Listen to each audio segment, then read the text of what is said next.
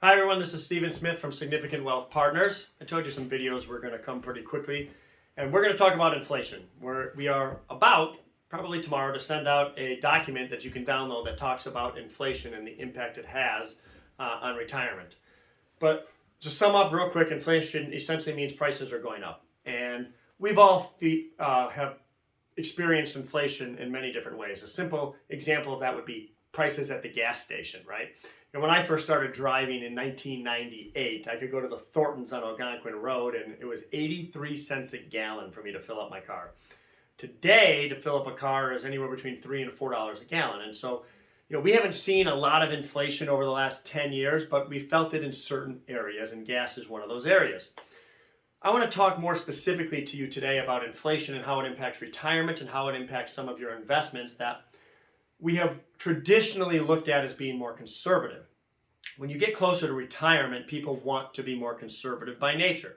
You don't want to lose the money that you've worked so hard for, when you are about to retire or in retirement, because you don't want to run out of money and you don't want the stock market to take something away. And so that's why we build diversified portfolios. And traditionally, if you wanted to be more conservative, you've moved money from stocks to bonds. And for the last 40 years, bonds have been looked at as more conservative because interest rates have come down.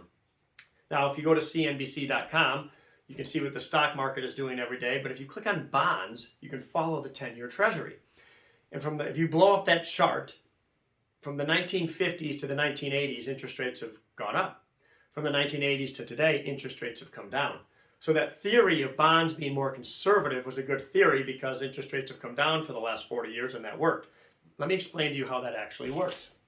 If you have $100,000 in a bond fund, I'm going to talk about funds, not an individual bond. I'm going to talk about bond funds that pays 5%, which we know is $5,000 per year in income. And let's say the duration of this example, the duration of the bond fund is 10 years, which means the average hold for these bonds is 10 years. Okay?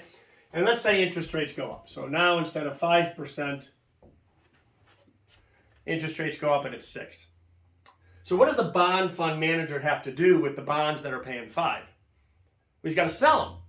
Well, who's going to buy bonds that pay 5% when they can go to the open market and get 6%? Well, a lot of people, because we have to sell at a discount. And so interest rates went up, but your principal went down to $90,000, because if the duration is 10 years, for every 1% rise in interest rates, your principal is subject to a 10% decline.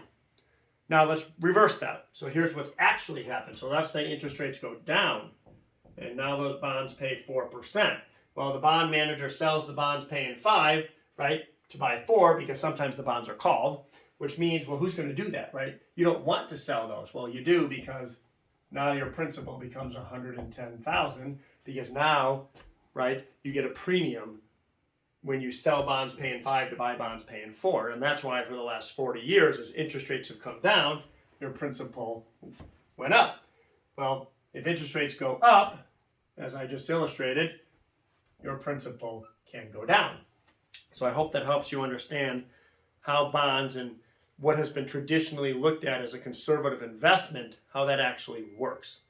And so what we want to be doing is we want to be looking at bond alternatives. And there's a number of different ways to do this. And so we want to have some choices and investments to make your retirement work as it relates to not having interest rate sensitivity.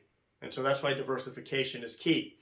And so I hope that this video was helpful. We are going to be posting a lot more videos. I love questions. So email your questions to info@swp360.com. That's info, I-N-F-O, @swp360.com. I'll answer your questions. Those questions also give me ideas for future videos. Subscribe to the YouTube channel, because if you are a subscriber, by the way, it's free. Every time we post a new video, you will be notified and you can watch.